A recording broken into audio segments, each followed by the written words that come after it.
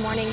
We've got the results from yesterday's primary election. Voters from across mid-Michigan hit the polls Tuesday to cast their votes on a variety of political races and millage issues.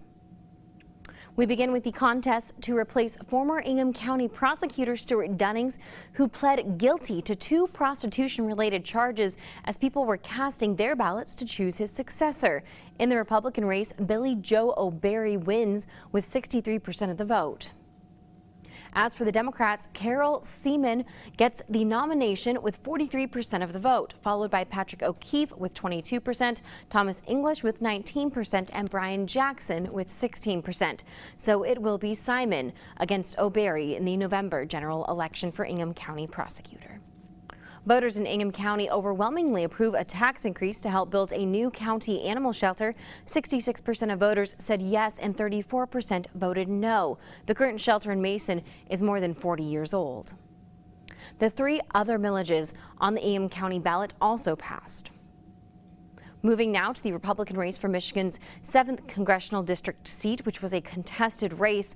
Incumbent Tim Walberg defeated contestor Doug North, taking 75% of the votes. The seat covers Eaton, Hillsdale, and Jackson counties. Quite a few state house races were in the election spotlight Tuesday. In the race for the 64th District House seat, which represents eastern Jackson County, for the Republicans, Julie Alexander wins the nomination with 42% of the vote, followed by Phil Tripp with 30% and John Griffin with 27%. And on the Democratic side, Ron Brooks defeats Peter Bormuth with 75% of that vote. Now to state house races for the Democratic seat in the 65th District, which covers Eaton County. Bonnie Johnson defeats Val Cochran. Top Toops takes 82% of the votes. And for the Republicans, Brett Roberts defeats Robert Comet with 75% of those votes.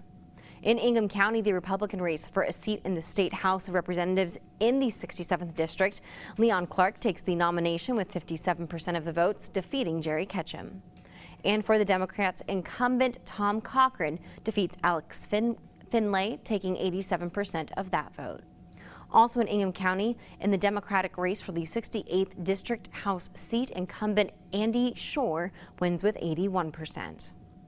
In the 93rd District State Representative for Clinton County, Republican Tom Leonard takes the win with 79% of the vote, defeating Charles Truesdale.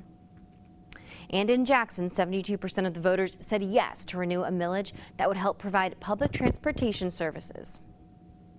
Also in Jackson County, voters were asked to approve a $0.25 increase to pay for a county medical care facility. The 15-year millage would help with upkeep and renovations. In a tight race, 52% of voters said yes.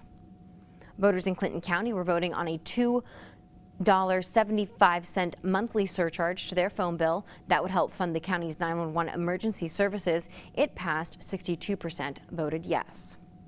In the race for Clinton County prosecutor, Charles D. Sherman wins with 52% of the vote, defeating Tony Spangulo.